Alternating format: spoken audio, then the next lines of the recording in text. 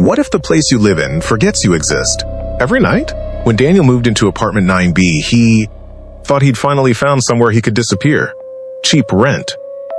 No neighbors on his floor, and a landlord who barely looked him in the eye. The building was old. The kind where hallway lights flickered half a second too, late when you walked past, but after months of stress and sleepless nights, he didn't care. He just needed silence. And for the first few days, that's exactly what he got. Until the first reset happened. He noticed it on the fourth night after falling asleep on the couch while unpacking. He had dragged the couch closer to the window, stacked books on the floor, and left a half-empty coffee mug on the kitchen counter.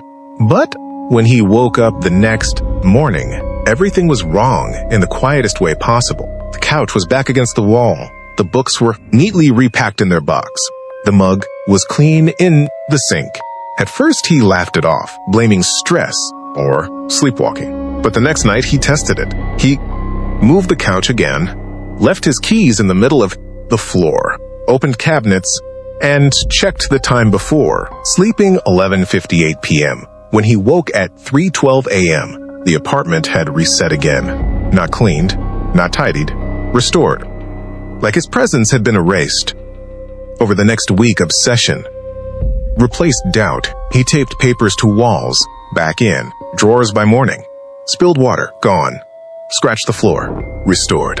Every midnight, the apartment returned to the exact date it had been the day he moved in, as if time itself reversed inside those walls. Eventually, he decided to stay awake. Coffee. Lights on. Cameras recording. He watched the clock crawl toward midnight, heart pounding. 11:59. Silence. 12 o'clock. Nothing until the air changed. Not colder. Heavier. The lights dimmed. The walls creaked. And then the couch moved. Not dragged, pulled, sliding smoothly back to its original place. Books lifted into the air, returning to shelves. The sink turned on, washing the mug. Cabinets shut one by one. Then the walls began to change. Scratches fading, dents reversing, stains vanishing. The apartment aging backward in real time. That's when he saw the shadow standing in the hallway.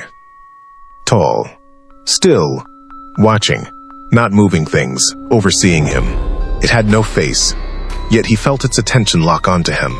When the reset finished, the shadow stepped closer before the lights snapped off. When they came back, it was gone. The recordings from midnight were corrupted. Black frames, silent audio, except for one faint whisper at the end. You're not supposed to remember. Fear turned into fixation. He stopped leaving the apartment, staying awake nightly, studying the resets. The shadow always appeared, until the night something changed. Mid-reset, the process glitched.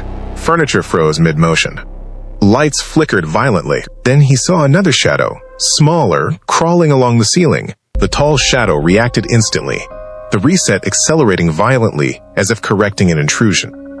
The crawling figure was dragged into the walls themselves, swallowed, as the apartment sealed reality back into place. Then the tall shadow turned toward Daniel for the first time and walked toward him. He ran, locking himself in the bathroom until the reset ended. Morning came normal again, except for one detail. A second indentation on the couch beside where he'd been sitting. As if someone else had watched with him. He tried to leave that day, packing frantically, but the front door wouldn't open, not locked, reset. He was now part of the apartment's state. That night he pretended to sleep, watching through half-closed eyes. Midnight came.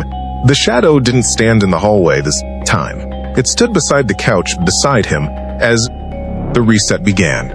He felt himself moving too, body sliding, into the exact position he'd slept in the first night he moved in. He tried to fight it but couldn't. Reality itself was repositioning him. The last thing he saw before the lights died was the indentation beside him deepening, making space. Morning came. Apartment 9B was perfect again. Couch aligned. Boxes packed. Kitchen clean. And 2 impressions in the cushions. The landlord showed the unit to a new tenant that afternoon, cheap rent, quiet floor, perfect for someone who wanted to be alone. And as the new tenant stepped inside, the hallway light flickered half a second too late. That night, just before midnight, the couch shifted slightly, making room. So if you ever move somewhere that feels too empty, too untouched, pay attention to where your furniture is before you sleep, because if it resets overnight, it might not. Be the apartment being restored, it might be making space for you. And if you want more stories that shouldn't exist but somehow do, subscribe to Unseen Pulse TV before the place you're sitting in decides to remember you.